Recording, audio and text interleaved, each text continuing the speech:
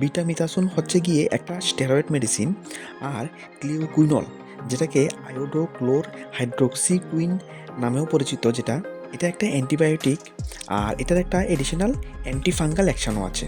এই কারণেই এই ওষুধটি যেমন এক্সিমা বা বিভিন্ন স্কিন ইচিং বা ডার্মাটাইটিস বা সোরিয়াসিস এইসব ক্ষেত্রেও কিন্তু এই ওষুধটি কাজে লাগে।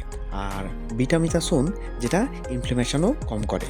বন্ধুরা, এবার বলে দিই এই ওষুধটি কী কী কাজে ব্যবহৃত হয়।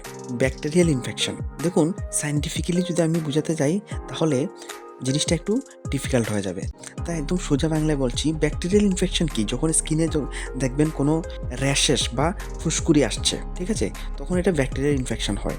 আর ওই ধরনের ব্যাকটেরিয়াল ইনফেকশনে কিন্তু এই ওষুধটি কাজ করে।